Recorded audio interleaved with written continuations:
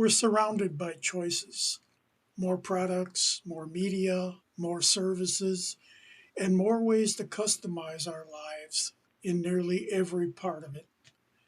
And yet, more people feel boxed in, frustrated, and suspicious that their decisions don't actually change much.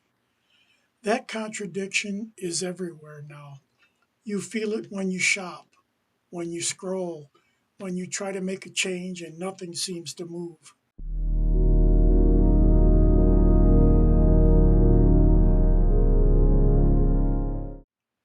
This episode isn't about saying choice is fake.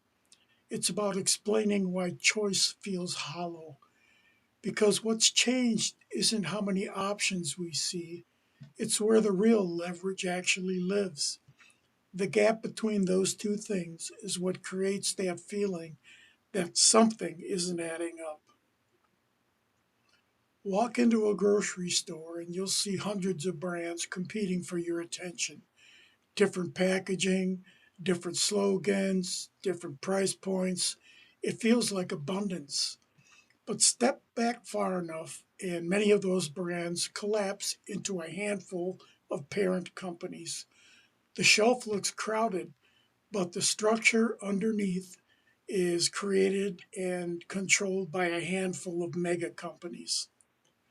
The same pattern shows up in media. You have access to more content than at any point in history. But most of what you see actually is filtered, ranked, and repeated by the same systems.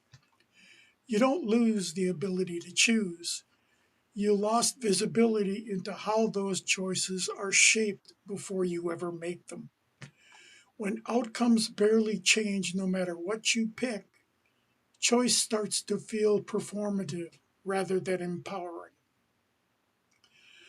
Politics is where this feeling becomes impossible to ignore because we don't have more political options. We're told we have choice, participation, and voice, but the range of viable political outcomes has actually narrowed over time, thanks to cooperative gatekeeping by the two major parties, resulting in third party candidates being virtually excluded. You can vote, you can engage, and you can argue endlessly, but that entry point is tightly gated. Funding defines viability, and acceptable positions cluster inside a very narrow band. The act of choosing still exists, but the menu is constrained. That gap between participation and influence is why politics feels uniquely frustrating. Not because people are apathetic, but because engagement rarely moves outcomes in meaningful ways. Effort exists, but leverage is limited. Choice and power are not the same thing. Choice is selecting from available options. Power is shaping which options exist in the first place. Modern systems are very good at expanding surface level choice while quietly narrowing where influence actually rests. You can switch brands, platforms, services, even political representatives, and still remain inside the same incentive structure. People sense this intuitively. They keep choosing, but the results feel pre decided. The illusion isn't the result of a secret mastermind. It's produced by systems doing exactly what they were intended to do.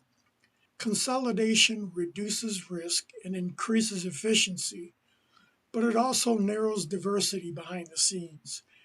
Algorithms optimize for engagement, not to present meaningful choices.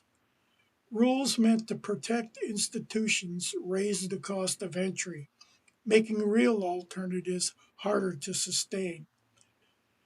None of this removes choice outright, but it channels it and redirects it and contains it inside predictable paths.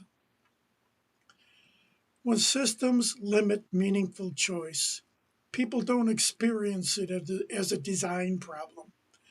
They experience it as failure. They tried harder. They researched more. They made the responsible decision. And still, the outcome barely changed.